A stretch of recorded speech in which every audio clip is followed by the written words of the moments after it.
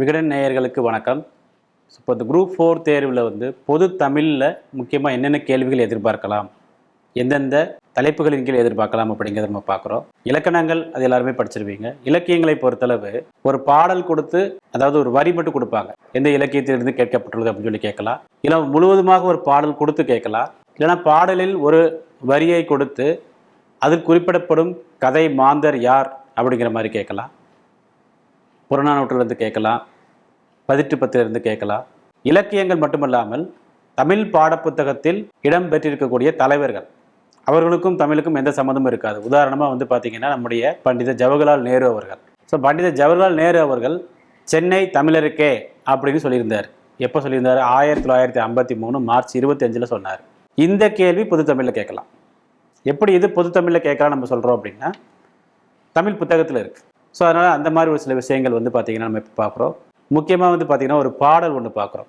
அதாவது செந்தமிழே உள்ளுயிரே செப்பரிய நின் பெருமை என் தமிழ்னா எவ்வாறு எடுத்து உரைவிரிக்கும். செந்தமிழே நின்னுயிரே செப்பரிய நின் பெருமை என் தமிழ்னா எவ்வாறு எடுத்து உரைவிரிக்கும். முந்தை தனிப்புகளும் முகிழ்த்த இலக்கியமும் விந்தை நெடுநிலைப்பும் வேறோர் பெயர்த்து அப்படிங்கிற ஒரு பாடல். இது ரொம்ப ஒரு முக்கியமான ஒரு பாடல். செந்தமிழே உள்ளுயிரே என் தமிழ்னா எவ்வாறு எடுத்து உரைவிரிக்கும் அப்படின்னு தொடங்கக்கூடிய ஒரு பாடல். நிறைய முறை கேள்விகளை கேட்டிருக்கிறாங்க. ஸோ இந்த பாடல் எந்த நூலில் இடம்பெற்றுள்ளது? கனிச்சாறு என்ற நூலில் இடம்பெற்றுள்ளது. இந்த பாடல் எந்த நூலில் இடம்பெற்றுள்ளது? கனிச்சாறு என்ற நூலில் இடம்பெற்றுள்ளது. ஸோ இதெல்லாம் எதுக்காக நம்ம சொல்கிறோம் அப்படின்னா, நார்மலாக கேட்கக்கூடிய பாடல்கள் எல்லாமே நீங்கள் எழுதிருவீங்க. இந்த மாதிரி பாடல்களை பர்டிகுலராக நம்ம ஏன் சொல்கிறோம் அப்படின்னா, பலமுறை இந்த கனிச்சாறு தொடர்பான பாடல்கள் அதிக முறை கேட்கப்பட்டிருக்கிறது. அதுக்காக இந்த கேள்வி பர்டிகுலராக இப்போ வரும் அப்படின்னு நம்ம எதிர்பார்க்கலாங்கிற மாதிரி நம்ம சொல்கிறோம். ஸோ இந்த மாதிரி பார்த்தீங்க அப்படின்னா, நம்முடைய கதை மாந்தர்கள் எதனோடு இவர்கள் தொடர்புடையவர்கள் அப்படிங்கிற மாதிரி ஒரு சில கேள்வி கேட்கலாம். பொய்யோ எனும் இடையானோடும் இளையோனோடும் போனேன். பொய்யோ எனும் இடையானோடும் இளையோனோடும் போனேன். இதில் பொய்யோ என்று யாரை குறிக்கிறோம் அப்படின்னு ஒரு கேள்வி. பொய்யோ எனும் இடையானோடும் இளையோனோடும் போனேன். இதில் பொய்யோ என்பது யாரை குறிக்கிறது? இது பார்த்தீங்க அப்படின்னா, நமக்கு ராமாயணத்தில் சீதை அவர்களை குறிக்கக்கூடிய ஒரு முக்கியமான ஒரு சொல். பொய்யோ எனும் இடையானோடும் இளையோனோடும் போனேன். இதில் பொய்யோ என்பது யாரை குறிக்கிறது? ராமாயணத்தில் பார்த்தீங்க அப்படின்னா நம்முடைய சீதையை குறிக்கிறது. ஸோ இது போக பார்த்தீங்கன்னா இன்னும் ஒரு சில கேள்விகள் நம்ம கண்டிப்பாக எதிர்பார்க்கலாம். மாசரு விசித்த வார்புரு வல்மின். மாசரு விசித்த வார்புரு வன்மின். இந்த பாடல் எந்த நூலில் இடம்பெற்றுள்ளது? இந்த பாடல் வரி எந்த நூலில் இடம்பெற்றுள்ளது? மாசரு விசித்த வார்புரு வன்மின். இது ஒரு புறநானூற்று பாடல். பொதுவாகவே புறநானூற்று பாடல் வரிகள் அதிகமாக கேட்பாங்க. ஸோ இந்த கேள்விகள் எல்லாம் எதிர்வரக்கூடிய குரூப் 4 தேர்வுக்கு கண்டிப்பாக கேட்கப்படக்கூடிய கேள்விகள் என்று நாம் வகைப்படுத்தியுள்ளோம். இதற்கு முன்னர் குரூப் 4 எக்ஸாமில் எப்படி கொஸ்டின் கேட்டிருக்கிறாங்க, அதை பேஸ் பண்ணி இப்போ எப்படி கேட்கலாம் அப்படிங்கிற மாதிரி தான் நம்ம இந்த கொஸ்டினை ரெடி பண்ணியிருக்கிறோம். மாசரு விசித்த வார்புரு வன்மின் என்ற பாடல் வரி இடம்பெற்ற நூல் புறநானூறு. அப்புறம் பார்த்தீங்கன்னா பாரதியார், பாரதிதாசன், நிறைய கவிஞர்கள் இருக்கிறாங்க. டைரக்டாக கேள்விகள் கேட்காம அவர்களை பெருமைப்படுத்தும் விதமாக கேட்கப்பட்ட கேள்விகள். கம்பன் இசைத்த கவி நான் என்று பெருமைப்படக்கூடியவர் யார்? கம்பன் இசைத்த கவி நான். இதற்கு ஆன்சர் பார்த்தீங்கன்னா பாரதியார். கம்பன் இசைத்த கவி நான் என்று பெருமைப்படுபவர் மகாகவி பாரதியார். சில பாரதிதாசன், கவிமணி, வாணிதாசன் போன்ற பல பெயர்கள் இடம்பெற்றிருக்கும். இதற்கு பார்த்தீங்கன்னா பாரதியார். கம்பன் இசைத்த கவி நான் என்று பெருமைப்படுபவர் மகாகவி பாரதியார். ஸோ இந்த மாதிரி ஒரு சில கேள்விகள், அதாவது பாடல் வரிகள் கொடுக்கலாம், பாடலே கொடுத்து எந்த நூலில் இடம்பெற்றுள்ளது அப்படிங்கிறது மாதிரி கேட்கலாம். இல்லைன்னா பொய்யோ இடையனும் இளையானோடும் இடையோனோடும் போனேன். அந்த பொய்யோ என்பது யாரை குறிக்கிறது? ராமாயணத்தில் சீதை அவர்களை குறிக்கிறது. இந்த மாதிரி கதை மாந்தரை குறிக்கும் சொற்களை நம்ம கேட்கலாம். ஸோ இந்த மாதிரி பொது தமிழில் இதெல்லாம் ரொம்ப கஷ்டமான கேள்விகள். நம்ம சொல்கிறது பார்த்தீங்கன்னா 90 கேள்வி எல்லாரும் ஈஸியாக எழுதிடுவாங்க. இப்போ ஒரு 10 கேள்வி தான். அது இலக்கியங்களில் இந்த கதை மாந்தர், இந்த பாடல் வரி, இந்த பாடல் முழுமையாக எங்கே இடம்பெற்றுள்ளது, இந்த மாதிரி பெருமைப்படக்கூடிய கவிஞர்கள். ஸோ இதெல்லாம் படிச்சுட்டு போவோம். நேரு பற்றி கேட்பாங்க, பெரியார் பற்றி கேட்பாங்க. அவர்களும் எங்கே இருக்கிறார்கள்? பள்ளி பாடப்புத்தகத்தில் இருக்கிறார்கள். ஸோ அதற்காக நம்ம இதெல்லாமே நம்ம சொல்கிறோம். ஸோ கம்பராமாயணத்தில் நிறைய கேள்விகள் கேட்பாங்க. ஏற்கனவே சொல்லியிருந்தோம் கம்பராமாயணத்தை பற்றி. இப்போ ஒரு வரியை கொடுத்து விட்டு இதில் கம்பர் யாரை குறிப்பிடுகிறார் அப்படி கூட கேட்கலாம். ஒரு வரியை கொடுத்து விட்டு கம்பர் யாரை குறிப்பிடுகிறார் அப்படி கூட கேட்கலாம். மையோ மர கதமோ மறிகொடலோ மலைமுகிலோ. மையோ மத கதமோ மறிக்குடலோ மலை முகிலோ என்று கம்பர் யாரை சிறப்பித்து கூறுகிறார்? ராமன் அவர்களை சிறப்பித்து கூறுகிறார். மையோமர கதமோ மலை முகிலோ அப்படிங்கிற மாதிரி பார்த்தீங்கன்னா நம்ம முழுவதுமாக மனப்பாடம் பண்ண முடியாது. மையோமர கதமோ மை அப்படிங்கிற மாதிரி ஒரு பாடல் வரி வந்தால் ராமனை கம்பர் சிறப்பித்து கூறுகிறார். நமக்கு பார்த்தீங்கன்னா ஆன்சர் தான் தேவை. ஸோ எல்லா பாடல் வரிகளையும் மனப்பாடம் பண்ணிட்டு இருக்க முடியாது. நமக்கு 100க்கு 100 தமிழில் போடுறோம். 90 கேள்விகள் எல்லாருமே எழுதிடுவாங்க. இந்த 10 கேள்வி கஷ்டமான கேள்விகள். மையோ மர கதமோ மறிகோடியோ மலை முகிலோ, ஸோ இல்லை மலை முகில் மை, இந்த மாதிரி ஏதாவது ஒரு வார்த்தை வந்துச்சுன்னா அது கம்பர் யாரை குறிப்பிடுகிறார்? ராமனை குறிப்பிடுகிறார். ஸ்ரீராமன் அவர்களை குறிப்பிடுகிறார். நம்ம ஏற்கனவே பார்த்தோம். சீதை அவர்களை குறிப்பிடுவதற்கு பார்த்தீங்கன்னா ஒரு பொய்யோ அப்படிங்கிற ஒரு மை அப்படின்னா ராமன், பொய் என்றால் சீதை. ஸோ கம்பராமாயணத்தை அப்படிதான் வரும். மை என்றால் ராமன், பொய் என்றால் சீதை. ஸோ இந்த மாதிரி ஒரு ஐடியா வச்சு ஏற்காக சொல்ல இந்த ராமாயணத்தில் வரக்கூடிய இந்த கதை மாந்தர்கள் ஒவ்வொருத்தருக்கும் பார்த்தீங்கன்னா ஒரு செய்யுள் இருக்கக்கூடிய ஒரு வரியை கதை மாந்தர்களுக்கு குறிப்பிடும் பொழுது அனைத்தையும் மனப்பாடம் பண்ணுறதுக்கு பதிலாக மை என்றால் ராமன், பொய் என்றால் சீதை, அந்த மாதிரி நம்ம ஈஸியாக ஞாபகம் வைத்துக் கொள்ளலாம். கதை மாந்தர்களை சிறப்பித்து கூறுதல் கேள்வி கண்டிப்பாக நமக்கு அதிகமாக கேட்கப்படும். அப்புறமா பார்த்தீங்கன்னா வைணவத்தின் விடிவெள்ளி யார்? இந்த கேள்வியில் அடிக்கடி கேட்பாங்க. வைணவத்தின் விடிவெள்ளி பொய்கை ஆழ்வார். வைணவத்தின் விடிவெள்ளி யார்? பொய்கை ஆழ்வார். ஸோ இந்த கேள்வி எதுக்காக நம்ம சொல்கிறோம் அப்படின்னா, நம்மளுடைய பொது தமிழை பொறுத்தளவு ஆழ்வார்கள் நாயன்மார்கள் இருந்து கேள்விகள் கண்டிப்பாக கேட்பாங்க. பெரியாழ்வாரின் வளர்ப்பு மகள் ஆண்டாள், சூடி கொடுத்த சுடர்கொடி என்று அழைக்கப்படுபவர் ஆண்டாள். ஸோ இந்த மாதிரி கேள்விகள் நிறைய இடம்பெறும். ஸோ அப்படி இருக்கும் பொழுது பார்த்தீங்க அப்படின்னா பொய்கை ஆழ்வார், பூதத்தாழ்வார், பேயாழ்வார், நம்மாழ்வார், அனைத்து ஆழ்வார்களை பற்றி நம்ம பேசிக்கா தெரியக்கூடிய விஷயங்கள் கண்டிப்பா தெரிஞ்சுக்கணும். திரிகூட ராஜப்ப கவிராயர். திரிகூட ராஜப்ப கவிராயரை பொறுத்தளவு குற்றால குறவஞ்சி தான் எல்லாருக்கும் தெரியும். குற்றால குறவஞ்சியை எழுதியிருக்கிறார், அது ஓகே. அதுக்கப்புறம் அவர் என்ன எழுதியிருக்கிறாரு?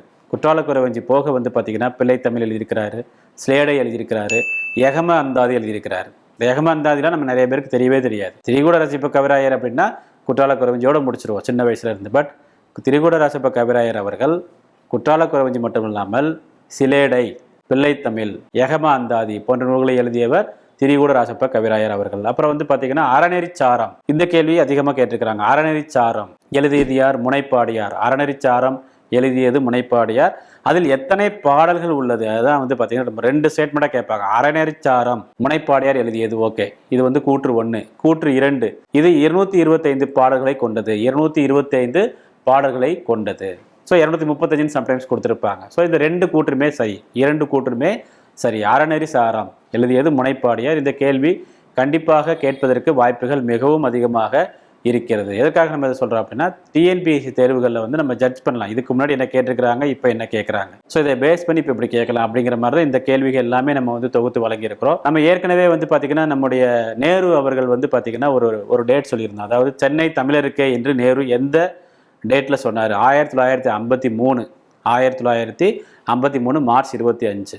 ஸோ அதே மாதிரி இதற்கு முன்னர் பார்த்தீங்கன்னா பெரியார் அவர்களை வைத்து இந்த மாதிரி தேதி குறிப்பிட்டு ஒரு கேள்வி கேட்கப்பட்டிருக்கிறது, அதிகமாக கேட்கப்பட்டிருக்கிறது. பெரியார் அவர்களை வைத்து தேதி குறிப்பிட்டு கேட்கப்பட்ட கேள்வி. அதாவது பெரியார் அவர்களுக்கு ஈவேரா என்ற பட்டம் எப்போது வழங்கப்பட்டது? 1938. 1938 நவம்பர் 13.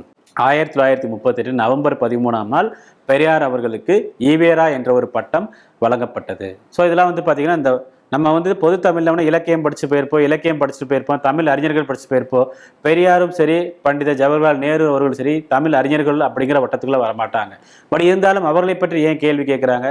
பொது தமிழ் புத்தகத்தில் அவர்களை பற்றிய பாடங்கள் இருக்கிறது. பெரியார் அவர்களுக்கு ஈவேரா என்ற பட்டம் வழங்கப்பட்ட நாள் 1938ஆம் வருடம் நவம்பர் 13ஆம் நாள் தான் அப்படி ஒரு பட்டம் அவருக்கு வழங்கப்பட்டது. அப்புறம் நம்முடைய கவிஞர் பிச்சமூர்த்தி, பிச்சமூர்த்தி கேள்விப்பட்டிருக்கிறோம். கவிஞர் பிச்சமூர்த்தி அவர்கள் பார்த்தீங்க அப்படின்னா 1932ஆம் வருடம் 1932, இதுவும் நம்ம ஸ்கூல் புக்கில் இருக்குது. 1932ஆம் வருடம் கலைமகள் இதழ் அப்படிங்கிற ஒரு பரிசு 1932ஆம் வருடம் கவிஞர் பிச்சமூர்த்தி அவர்களுக்கு வழங்கப்பட்டது. ஸோ இந்த மாதிரி வருடங்கள் வரக்கூடிய முக்கியமான கேள்விகள் 32 பிச்சமூர்த்தி கலைமகள். அப்புறமா பார்த்தீங்கன்னா ஐம்பெரும் காப்பியங்கள், ஐஞ்சிறுங்காப்பியங்கள், அந்த மாதிரி நிறைய காப்பியங்கள் பார்க்குறோம்.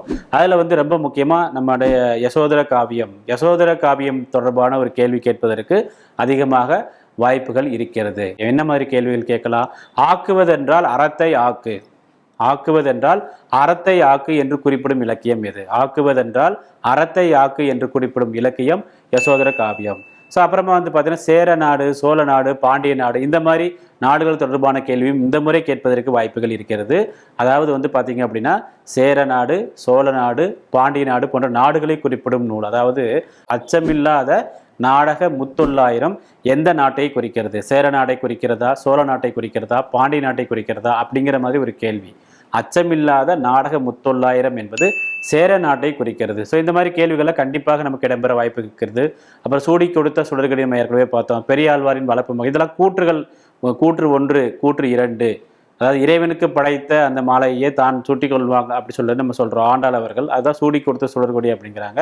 பெரியாழ்வாரின் வளர்ப்பு மகள், இது 2 கூற்றாக கேட்பாங்க. 2ம் சரி, அந்த மாதிரி ஒரு சில கேள்விகள் கேட்பதற்கு அதிகமாக வாய்ப்புகள் இருக்கிறது. அப்புறமா நம்ம டிஎன்பிஎஸ்ல அதிகமாக எப்போவுமே அதாவது ஒருத்தர் வந்து பார்த்தீங்கன்னா எல்லாம் படிச்சுட்டு சாதாரண கேள்விக்கு தப்பாரு. வேளாண் வேதம் என்று அழைக்கப்படும் நூல் எது? நாலடியார். வேளாண் வேதம் என்று அழைக்கப்படும் நூல் நாலடியார். நம்ம ஏற்கனவே சிறுபஞ்சம் மூலம் பார்த்தோம். தமிழுக்கு அருமருந்து, தமிழே ஒரு மருந்து, தமிழுக்கு அருமருந்து சிறுபஞ்சம் மூலம். ஒரு கொஸ்டின் தப்பாதீங்கன்னா 1.5 மார்க். குரூப் 4 தேர்வு என்பது ஒரு மார்க்கு, அதாவது ஒரு கொஸ்டின் தப்பா எழுதுனதுக்கும் இன்னொரு கொஸ்டின் ரைட்டாக எழுதுறதுக்கும் நடுவில் வந்து பார்த்தீங்கன்னா குறைஞ்சது 2000 3000 பேர் இருப்பாங்க. அந்த அளவுக்கு வந்து பார்த்தீங்கன்னா காம்படிஷன் ரொம்ப ஹெவியாக இருக்கும். போட்டி வந்து ரொம்ப அதிகமாக இருக்கும்.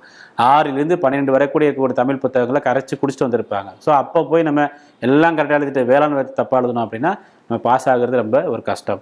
ஸோ அப்புறமா வந்து பார்த்தீங்க அப்படின்னா ஒரு சில எழுத்துக்கள் தொடர்பாக கேள்வியை கேட்கல. மேல் வாயை நாக்கின் நுனி மிகவும் பொருந்துவதால் எந்த எழுத்துக்கள் பிறக்கும்? இந்த மாதிரி கேள்விகள் நிறைய கேட்குறாங்க. இர், இன் போன்ற எழுத்துக்கள் பிறக்கும். மேல்வாயை நாக்கின் நுனி மிகவும் பொருந்துவதால் பிறக்கக்கூடிய எழுத்துக்கள். ஸோ இது எல்லாமே பொது தமிழில் நமக்கு கேட்கக்கூடிய கேள்விகள் தான். அதனால தான் வந்து பார்த்தீங்கன்னா இதெல்லாம் நம்ம அனலைஸ் பண்ணி சொல்கிறோம்.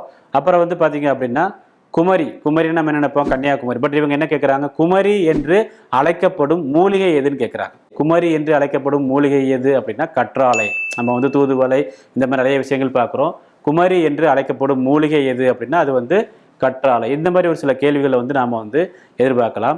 அன்பில் இன்பம் காண்போம், அறத்தில் நேர்மை காண்போம் என்று பாடியவர் யார்? அப்படி ஒரு கேள்வி கேட்கலாம். அன்பில் இன்பம் காண்போம், அறத்தில் நேர்மை காண்போம் என்று அப்படி பாடியவர் யார் அப்படின்னா முத்தரையனார். ஸோ இதெல்லாம் நம்ம எதுக்காக நம்ம சொல்கிறோம் அப்படின்னா ஒரு பாடலை கொடுத்து அந்த வரியை கொடுத்து எந்த நூலில் இடம்பெற்றுள்ளது? மாசுரு அப்படிங்கிற ஃபர்ஸ்டே ஒன்று பார்த்தோம், புறநானூறு. அப்புறம் பாடலையே கொடுத்து எந்த நூலில் இடம்பெற்றுள்ளது? ஒரு பெரிய பாடல். அப்புறம் ராமாயணத்தில் 2-3 கேள்விகள் பார்த்தோம். மை என்று வந்தால் ராமன், பொய் என்று வந்தால் சீதை. ஸோ இந்த மாதிரி வந்து பார்த்தீங்கன்னா பொய்யோ இடையனும் இளையோடும் போனேன், இதில் பொய்யோ என்பது யாரை குறிக்கிறது? சீதை அவர்களை குறிக்கிறது. ஸோ அந்த மாதிரி ஒரு சில கேள்விகள் வந்து பார்த்தோம். ஸோ இதெல்லாமே வந்து பார்த்தீங்கன்னா அப்புறம் வந்து சிறுபஞ்சம் மூலம் பார்த்தோம். யசோதர காவியம், ஆக்குவதென்றால் அறத்தை ஆக்கு, யசோதர காவியம். இது எல்லாமே வந்து பார்த்தீங்க அப்படின்னா இப்போ ஒரு 15 கேள்விகள் சொல்லியிருக்கிறோம் அப்படின்னா 15மே 15 விதமான வேறுபட்ட மூலங்களிலிருந்து எடுப்பட்ட கேள்விகள். ஸோ இந்த மாதிரி வந்து பார்த்தீங்கன்னா கடைசி நேரத்தில் ரொம்ப முக்கியமாக வந்து பார்த்தீங்கன்னா இந்த மாதிரி ஒரு சில முக்கியமான கேள்விகளை பார்த்துட்டு போனீங்க அப்படின்னா 100க்கு 100 மதிப்பெண்கள் கண்டிப்பாக நம்மால் எடுக்க முடியும்.